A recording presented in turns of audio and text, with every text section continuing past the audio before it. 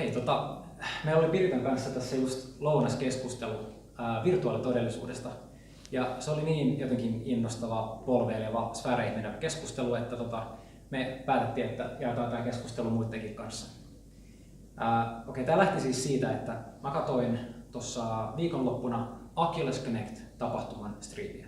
Se on siis virtuaalitodellisuuteen keskittyvä tapahtuma, joka kertoo, mitä tällä hetkellä tapahtuu virtuaalitodellisuudessa, missä niin kuin mennään laitteiden ja palveluiden ja sisällön osalta ja missä se on sitten tulevaisuudessa.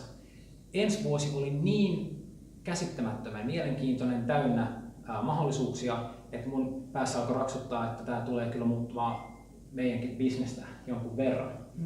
Lähinnä siis virtuaalifasilitointi tulee tässä muuttumaan todella vahvasti. Nyt kokoukset virtuaalitodellisuudessa on sitä, että ollaan siinä läppärin ääressä, joskus ehkä jonkun tabletin ääressä, mutta siinä on kaksulotteinen kuva ja ihmisten naamat siinä näytöllä ja sitten yritetään niinku kommunikoida silleen, että moi Piritta. Hei Matti, sano tähän jotain. Just näin. Siis on vaikea saada kontaktia muihin tai viestiä, että kenen kanssa mä nyt haluan jutella, keneltä mä nyt haluan tähän inputtia. Mutta virtuaalitodellisuus tulee muuttaa tätä tosi vahvasti. Ja me sitten mietittiin,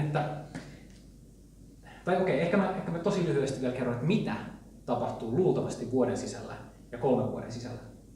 Eli vuoden sisällä me tullaan jo näkemään ne laitteet ja sellaisia sovellusratkaisuja, jonka avulla me voidaan laittaa pystyyn kokous virtuaalitodellisuudessa.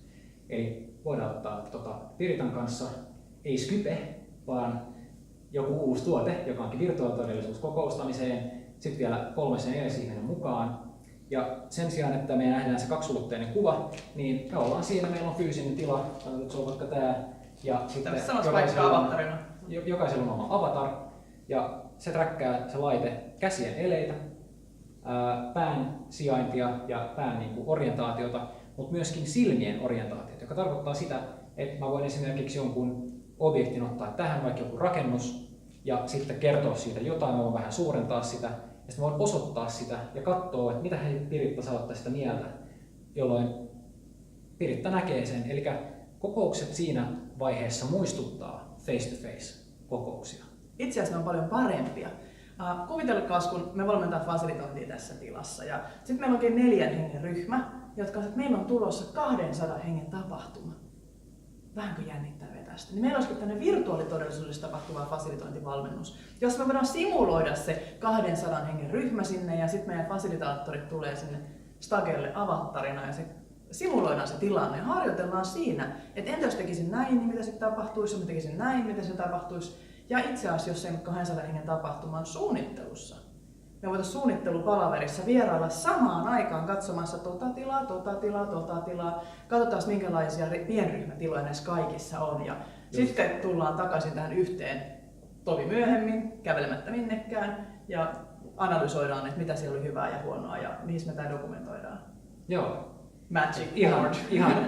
Joo, ja sitten tosiaan että me voidaan tuoda siihen meidän virtuaalityöhuoneeseen, joka nyt on vaikka tällainen tila, mikä meillä on, tai suurin piirtein saman kokoinen siinä virtuaalitodellisuudessa, niin me voidaan tuoda sinne mitä vaan. Tuodaan sinne kaapelitehtaan malli, tuodaan sinne messukeskuksen malli, tuodaan sinne jotain eri huoneisto, jotain hotelleja tai missä tahansa se tapahtuma voidaankaan pitää. Niin sitten voidaan muuttaa nyt ne kokoa, vaikka kävellä siinä tilassa ja katsoa, että onko tämä nyt oikein kokoinen, onko täällä oikein fiilis.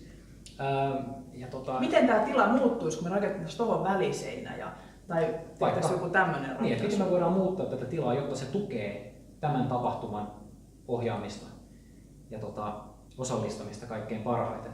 Siis siellä on niin paljon mahiksia ja toi oli vain yhden tapahtuman suunnittelu. Joonas on aivan liekeissä. Ja jos tiedät jonkun firman, joka on kehittämässä tämmöistä ohjelmistoa, jolla voidaan käydä virtuaalitodellisuudessa kokouksia ja työpajoja, niin me halutaan olla siinä mukana.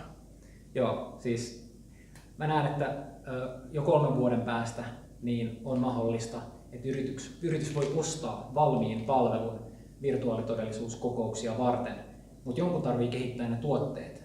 Ja musta olisi kyllä älyttömän hienoa, jos se tulisi Suomesta se talo, joka kehittää tällaisen tuotteen.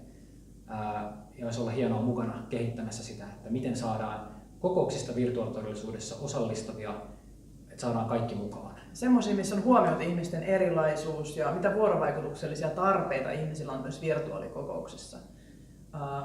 Tästä on tulessa huikeeta ja Halutaan olla tässä mukana. me aiotaan olla tässä mukana. Ei muuta.